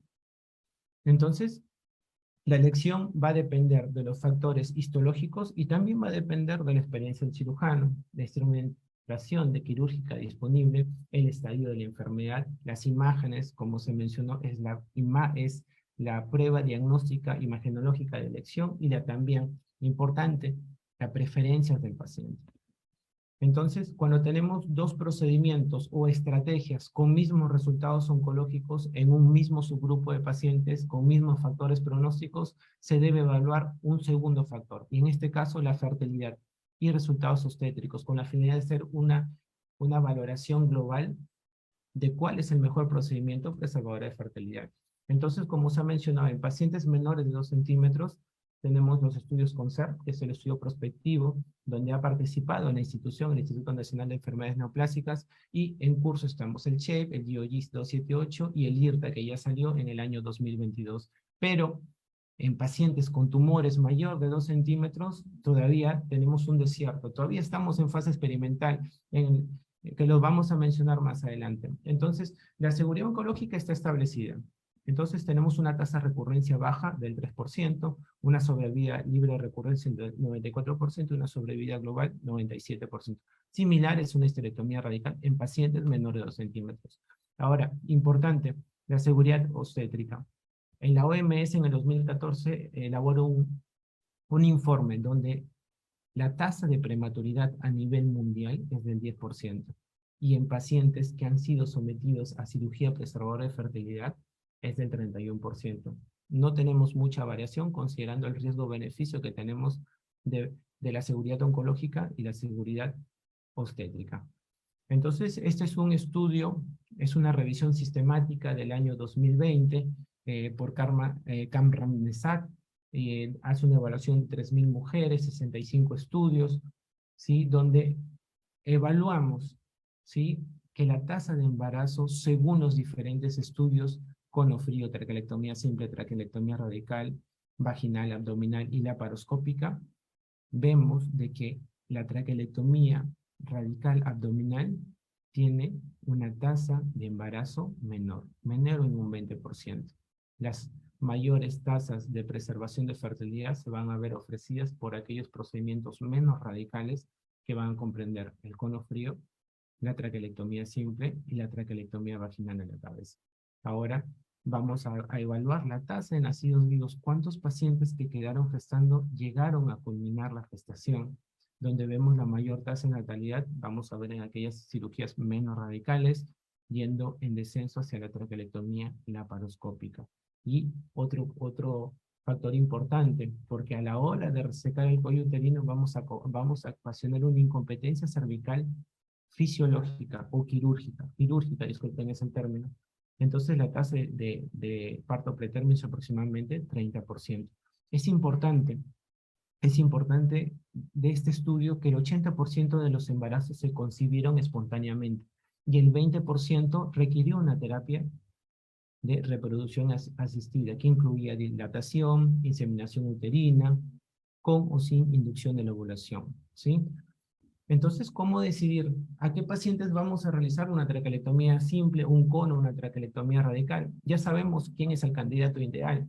Ahora, pacientes con características de riesgos, vamos a valorar después del cono, realizar un cono frío, vamos a valorar la pieza quirúrgica, aquellos pacientes que tengan la invasión linfovascular negativa y con características de candidato ideal, vamos a ofrecerle una traquelectomía simple o un cono. Pero aquellas pacientes que tengan invasión linfovascular positiva, vamos a ofrecerle una traquelectomía radical. ¿Por qué? Porque el riesgo de compromiso parametral en pacientes con invasión linfovascular negativa es del 0.6%, pero aquellos que tengan invasión linfovascular positiva, el riesgo es del 25%, muy extenso. No podemos ofrecer una cirugía menos radical, por lo cual se decide por una traquelectomía radical. Entonces, esto es un estudio prospectivo, el estudio CONSERV, que estábamos muy animosos por recibir los resultados donde el Instituto Nacional de Enfermedades Neoplásicas tuvo participación. Este estudio multicéntrico prospectivo, el del MD Anderson, 16 sitios, 9 países, pacientes de bajo riesgo, ideales. Entonces se evaluaron aquellos pacientes con criterios de bajo riesgo que habían sido sometidos a procedimientos de preservación de fertilidad. Entonces, tuvimos 44 pacientes en los cuales se realizó el cono frío, legrado y, según los criterios, valoración ganglionar. Valoración ganglionar laparoscópica. Aquellos que no tenían deseo de preservación de fertilidad fueron una histerectomía simple complementaria y evaluación ganglionar. Y aquellos ingresaron al estudio, aquellos pacientes que se les realizó una histerectomía simple inadvertida y encontraron enfermedad. Ahora, como resultados, encontraron que en pacientes que habían sido sometidos a una histerectomía y aquellos que no tenían deseo de preservación de fertilidad, encontraron una tasa de fracaso del 2.5%. En el punto de corte establecieron 3%. Si pacientes tenían más de 3% de tasa de fracaso, se terminaría el estudio. La tasa de recurrencia fue del 3.5% y la prematuridad del 7.1%. Adecuada, baja. Entonces, esto nos establece que en pacientes seleccionadas con carcinoma de cuello uterino de bajo riesgo y en estadio clínico temprano se le puede ofrecer una cirugía conservadora. Entonces, ahora viene la pregunta, traquelectomía radical abdominal o traquelectomía radical vaginal. La traquelectomía radical abdominal ofrece mejores resultados oncológicos, como hemos visto, es casi una cirugía, una histerectomía radical, pero también va a favor que tiene una curva de aprendizaje más corta, similar a una histerectomía radical, y los resultados de fertilidad sí hay que tener en cuenta, porque en traquelectomía radical abdominal fueron desfavorables en relación a la traquelectomía radical vaginal, con un delta del 20%. Entonces, aún, como se mencionó, los tratamientos están en ascenso, solo tenemos 3.500 casos a nivel mundial, y hay estudios prospectivos que están evaluando, series prospectivas aleatorizadas, y está el estudio SHAPE, que evalúa el pronóstico oncológico, que finaliza la fase de recolección en el 2023, y el GOG 278, que evalúa el impacto de la cirugía no radical, histerectomía con o ambas, y evalúa principalmente la calidad de vida. No solo vamos a valorar el cáncer, sino pacientes con evaluación de la calidad de vida. ¿Sí? Ahora, tenemos una duda con respecto, en el año 2018 sale un estudio multinacional con respecto al valor de la laparoscopía en cáncer de cervix. Ahora, se puede decir de que pacientes con tumores de cuello uterino que sean sometidos a una histerectomía radical laparoscópica se encuentra diferida o proscrita, como se podría decir. Entonces, ¿por qué? Porque aquellos pacientes que fueron intervenidas con histerectomías laparoscópicas se vio una mayor sobrevida libre, una menor sobrevida libre de recurrencia y una mayor mortalidad de aproximadamente del 8 al 10%. Y esta comparación la traigo en relación a aquellos pacientes que se les puede ofrecer traquelectomías radicales vía laparoscópicas. Y esto es un estudio del año 2022 de la doctora Salvo, que compara la traquelectomía radical abdominal y la traquelectomía radical laparoscópica, y no encontró diferencias en sobrevida global y sobrevida libre de recurrencias. Valga la aclaración que eso es un estudio retrospectivo, no comparable con el que es un estudio prospectivo multinacional. Entonces, en septiembre de 2022 sale esta guía, traquelectomía del grupo Franco-Gin, ¿cómo se hace realmente? Y aclaro una serie de dudas que se vienen incorporando como uno va evaluando la enfermedad. ¿Y cuáles son las recomendaciones? Pacientes que van a ir a procedimientos de cirugía preservadora de fertilidad deben tener una consulta por una unidad de oncofertilidad. Entonces, ¿qué función va a tener? Valorar la reserva ovárica y la fertilidad de la pareja. Se ha establecido que inherentemente pacientes que van a ir a cirugía de preservador de fertilidad tienen una tasa de fallo de la reserva ovárica del 7 al 10%. ¿Sí? Ahora, el factor pronóstico de recurrencia también se valora, que debemos de darle un margen a la tumoración cervical de 8 a 10 milímetros con respecto al margen superior de la pieza quirúrgica, con la finalidad de establecer la disminución de la recurrencia. Y obviamente, como se mencionó, intraoperatoriamente esa tumoración va a ir a una sección congelada, y si a la sección congelada da positivos para el margen superior o ganglios positivos, se realiza histerectomía complementaria. Toda esta información debe ser abordado con el paciente y la pareja previo al acto quirúrgico. Ahora, una complicación importante es la estenosis cervical. Se ha establecido que un promedio hay un 10% de estenosis cervical. Y la estenosis cervical va en relación al procedimiento quirúrgico y qué vías tenemos para preservar esta estenosis del canal. Acá, como se ve en la imagen izquierda, vemos una pieza operatoria, vemos el cuello uterino, los márgenes vaginales, paramétrios, ¿sí? Y una vez resecada, vamos a realizar un cerclaje cervical con la finalidad de evitar la incompetencia cervical, que va a generar infecciones ascendentes, va a evitar partos pretérmino. Entonces, este cerclaje cervical debe ser realizado con suturas no trenzadas, no reabsorbibles, idealmente nylon y prolene, y hacen una jareta, y el punto final va a ser enfocado en la parte posterior, en el espacio rectuterino. Y después de haber realizado este cerclaje, se va a colocar un dilatador endouterino. Nosotros lo que colocamos en el instituto es una sonda Foley. Y este instrumento es una manga intrauterina Smith, y que en el departamento tenemos el proyecto de hacer impresiones en 3D con la finalidad de de tener esta manga intrauterina de Smith, ¿no? Se están fabricando con la finalidad de favorecer al paciente, que se colocan dentro del canal para evitar la estenosis. Entonces, dudas. ¿Cuál es la vía de parto seleccionada? La cesárea es el modo de elección. Hay múltiples teorías o conceptos de que debe realizarse en el un parto prematuro por cesárea. No, el método de elección es de 37 a 38 semanas. Y ahí es importante, hay que evitar el daño del cerclaje permanente para embarazos posteriores y evitar el riesgo de hemorragia vaginal. Ahora, ya hablamos de menor de 2 centímetros. Ahora, como se dijo, mayor de 2 centímetros de tamaño tumoral, estudios experimentales, ¿sí? Ahora, ¿cuál es el riesgo de recurrencia en estos pacientes? De 2 a 4 centímetros es del 13%. La sobrevida baja al 87%. Hay una tasa de respuesta general en pacientes que van a ser sometidos a una adyuvancia. ¿Qué hacemos? Vemos una tumoración de 2 a 4 centímetros, lo derivamos después de una junta multidisciplinaria, valoramos tratamiento sistémico, 3 cursos de tratamiento sistémico y valorar el grado de respuesta. Y el grado de respuesta a la neoadyuvancia en general es del 70%. Adecuada, buena, tenemos respuestas completas, óptimas, subóptimas y no respuestas, en aproximadamente un 30%. La neoadyuvancia tiene una función de reducir el estadio, mejora los resultados oncológicos y reduce la necesidad de un tratamiento adyuvante. Mejora los resultados obstétricos en neoadyuvancia. Vamos a tener un tumor más pequeño con la finalidad de establecer o dar un tratamiento menos radical.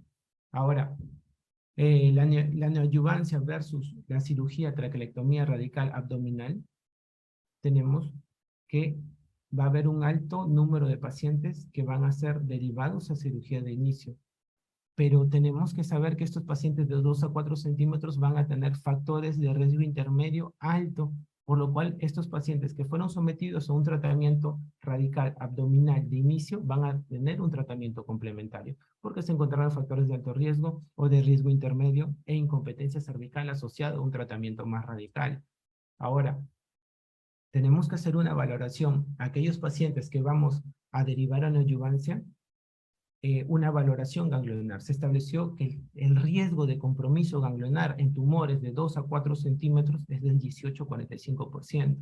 Entonces, nuestra opinión es, y la opinión de los estudios es necesario realizar una linfadectomía previa a la neoadyuvancia, y la respuesta es sí, porque la tasa de compromiso ganglionar es muy alta. Ahora, hay que valorar la linfadectomía o valoración con ganglio centinela. Y esta es una revisión sistemática en pacientes de 2 a 4 centímetros, 114 mujeres, y establecen que tenemos resultados similares a la histerectomía radical, recurrencia del 10% y una mortalidad específica del 4.6%.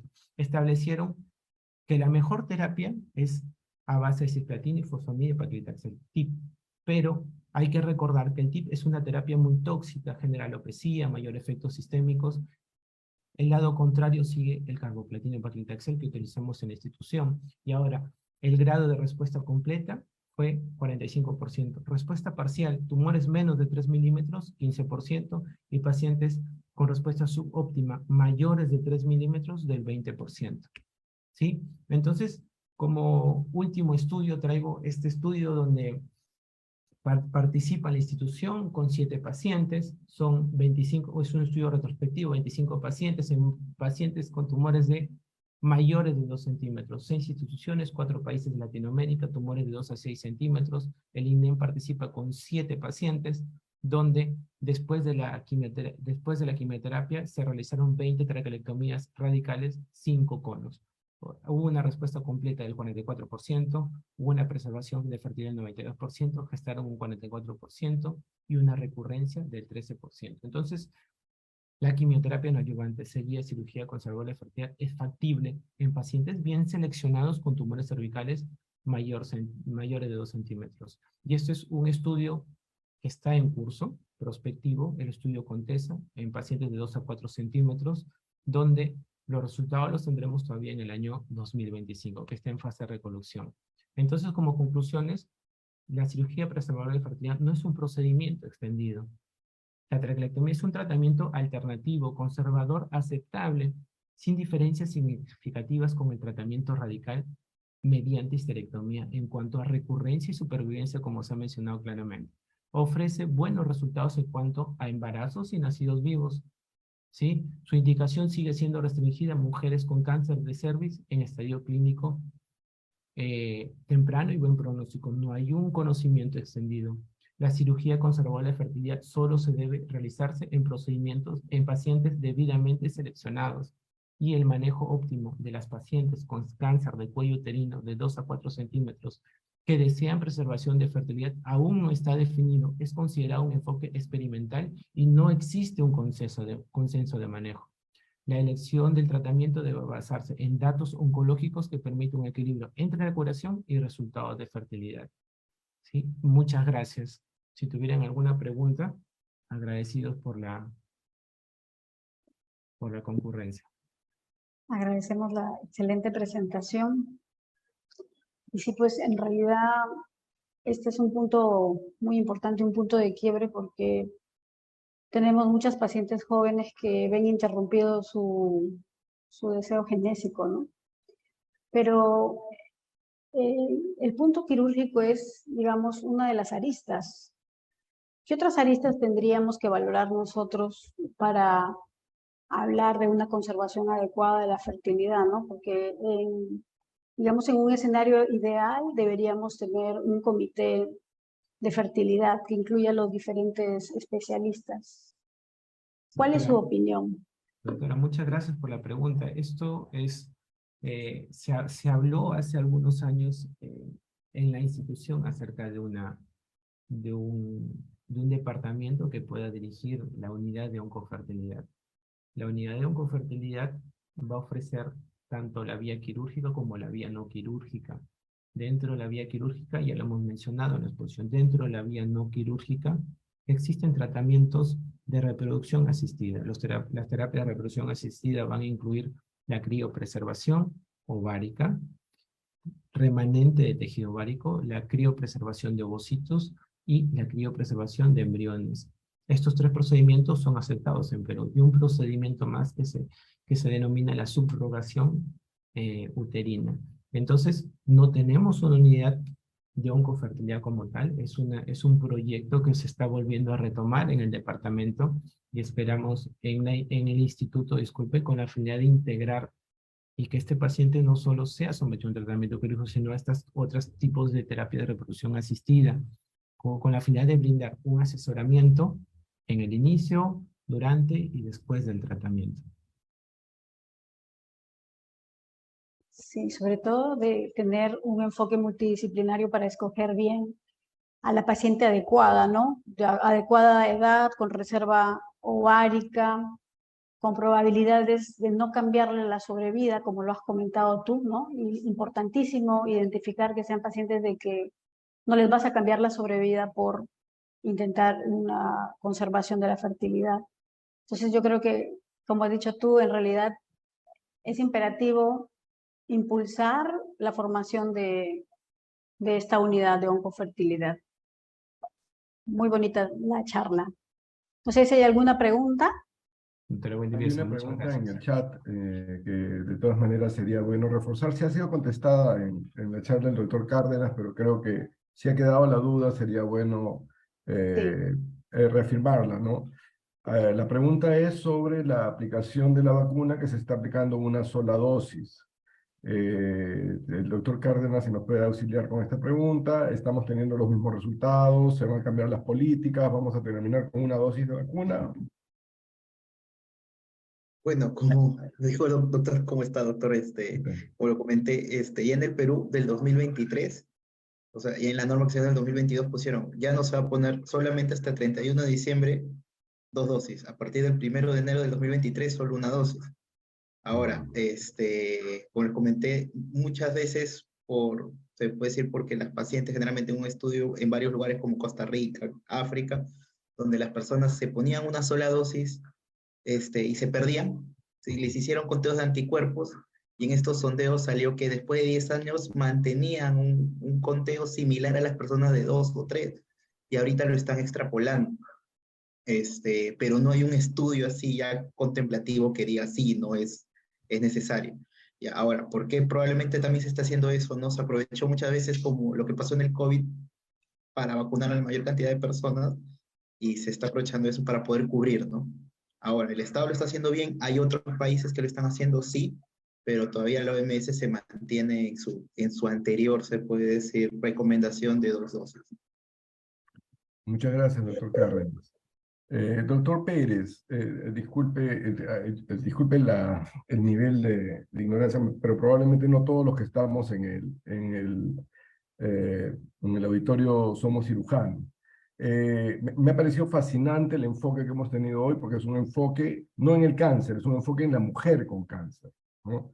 La importancia del Club de la Mama en el soporte emocional. Hemos trabajado mucho con el Club de la Mama, hemos hecho incluso estudios, no solamente desde la parte emocional, sino desde la parte mental de la mujer. Hay cambios cognitivos probados, ¿no?, que son efecto de la quimioterapia en determinada población que es susceptible, ¿no? Y eso son trabajos que seguimos llevando adelante. Y hay que destacar también el rol que cumplen estas mujeres desde la perspectiva solidaria de querer participar, ¿no?, para que otras mujeres, ¿no?, puedan enfrentar esta enfermedad, ¿no?, probablemente con mejores oportunidades. Y eso es algo que hay que realzar en el Día de la Mujer, ¿no?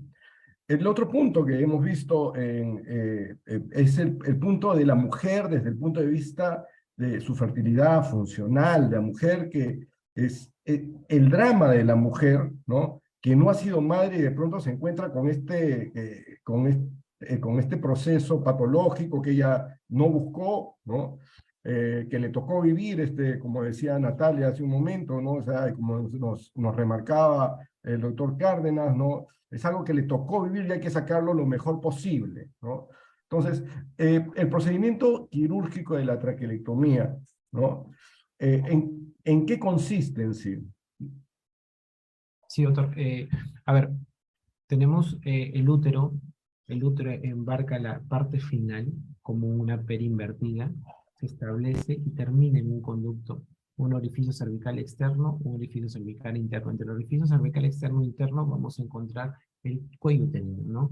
El tumor del cuello uterino se origina inicialmente en una zona de transformación, una zona visualizable, un examen ginecológico. Entonces la traquelectomía radical implica la resección no externa, sino abordar las partes laterales y sacar en bloque el cuello uterino. Entonces una resección, una traquelectomía, sacar en pieza operatoria mayor todo el cuello uterino. Ahora, hay algunos enfoques que mencionan que se puede preservar un poco del cuello uterino con la finalidad de favorecer la competencia cervical y darle una orla con la finalidad de generar un cerclaje cervical, ¿no? Sí, A eso iba justamente, porque si tú sacas el cuello, lo que nosotros, los médicos menos especializados en el área, ¿no? Supuestamente, pues el cuello siempre era la contención, ¿no? Porque de ahí sigue el segmento, ¿no?, que también se estira durante la gestación. Estas gestaciones solo llegan a término con cerclaje. Así es, así es. No. Ahora, en un 90-95% se establece de que el cerclaje debe ser realizado intraoperatoriamente con una sutura no trenzada, no reabsorbible, nylon o un proleno. Esta sutura se realiza intraoperatoriamente. Ahora, en un 5 a 10% no van a realizarse un cerclaje intraoperatorio. Ahora, cuando esta paciente queda gestando, lo ideal que es entre las 10 a las 12ª semana se haga un cerclaje cervical. Entonces, el abordaje de hacer un cerclaje vaginal puede ser, un cerclaje cervical puede ser tanto por vía vaginal o por vía abdominal, ¿sí? Ahora, puede ser vía abierta, laparoscópica, depende de la capacidad del médico tratante. Ahora, ese cerclaje se realiza, como dice, 10 a 12ª semana, puede ser vaginal o abdominal. Habría las dos opciones. Y te escuché decir que el 80% de mujeres lograban la fertilidad sin asistencia. Así es. ¿En estos casos también? Así es, o sea, todos realizan un cerclaje cervical, salvo los que hacen... No, pero la concepción se realiza sin asistencia, sin técnica. Así ¿no? es, así es. De la institución tenemos 42 traquelectomías radicales, 42. de las cuales 7 se han realizado en el año 2022. De estos, obviamente, el CLACA se realiza, pero hemos tenido una tasa. Hay que establecer que el paciente fue intervenido quirúrgicamente, pero viene ahí el detalle de la mujer que tenga este deseo de quedar gestando, porque no todas las pacientes desean esta gestación a corto plazo. Hay mujeres que van a aplazar su fertilidad y tenemos una tasa de fertilidad de 20 al 30%. Menor, pero obviamente este es el impacto, como mencionó, de no tener una unidad de oncofertilidad, que la vamos a sacar sí, con la finalidad de tener un mejor enfoque y una mejor dirección, direccionar a estos pacientes. Bueno, muchísimas gracias. O sea, creo que todos hemos aprendido algo hoy. Ha sido un día muy importante. Doctor Casavilca, Sí. no sé si podría comentar alguno. Justamente le iba a dar la palabra a la doctora Tatiana Vidaurre como presidenta de la Sociedad de Cancerología para que nos haga el honor de en este Día de la Mujer dar sus últimos alcances y cerrar la actividad. Adelante, doctora Vidaurre. Gracias, doctor Casavilca.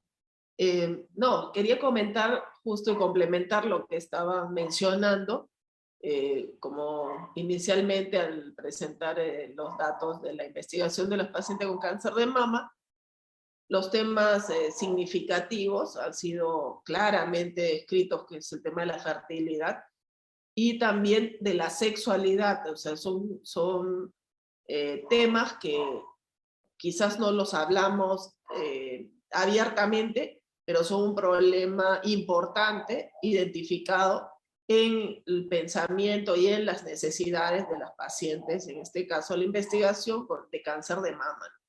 El otro, en donde están en los procesos de búsqueda de ayuda, y paran buscando ese tipo de espacios para poder, digamos, enfrentar con mayor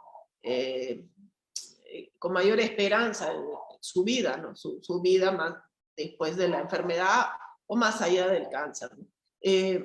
El otro concepto es que hemos hecho una investigación, y justo se ha publicado recientemente, si no es a fin de año, a principio de este año, al del año pasado, a principio de este año, con un grupo japonés en esta de las actitudes y prácticas hacia todos estos sistemas que ayudan a los tratamientos de fertilidad de los oncólogos, ¿no? De los que tratamos pacientes. Y en este caso se hizo la encuesta a los oncólogos clínicos del INEN, es nuestra participación, y los resultados han sido importantes. O sea, se han hecho preguntas de si conocíamos, si estábamos familiarizados con el tema de la fertilidad, y todos en el análisis sale que no tenemos dificultades, ni los médicos de Latinoamérica, ni los médicos asiáticos, en el conocimiento de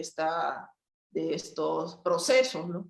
También sale como resultado importante y relevante que los tiempos que usamos, la mayoría de nosotros, como los oncólogos en la consulta, el primer abordaje es en la consulta, y si es que el doctor no le da el tema, no abre la conversación del tema, se queda sin hablarse sobre estas oportunidades que tiene una mujer con cáncer de preservar su fertilidad o hacer cualquier tipo de procedimiento quirúrgico. Es casi una necesidad que nosotros como médicos dedicados al campo de la oncología abramos estos espacios. Y el otro concepto es que la mayoría de los doctores se siente capaz y competente de lidiar con este problema, y sí considera que es un tema sumamente importante a implementar, sobre todo en instituciones de alta complejidad, donde tenemos la oportunidad de desarrollar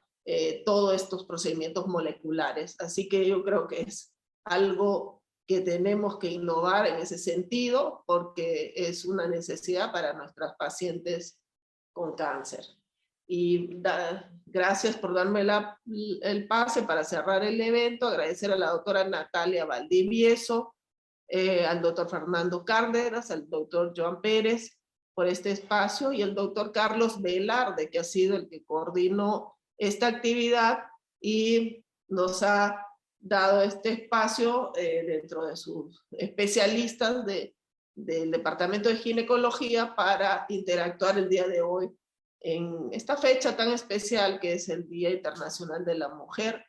Que pasen todas estas oportunidades a favor de nuestros pacientes, sobre todo a las mujeres con cáncer, porque representa una mujer, una familia, y por lo tanto así cuidamos también a la familia en nuestra sociedad. Bueno, para todas las mujeres del Perú y del mundo, feliz Día de la Mujer, y será hasta nueva oportunidad. Gracias por la audiencia el día de hoy. Saludos a todos. Gracias. Muchas gracias, doctora. Gracias.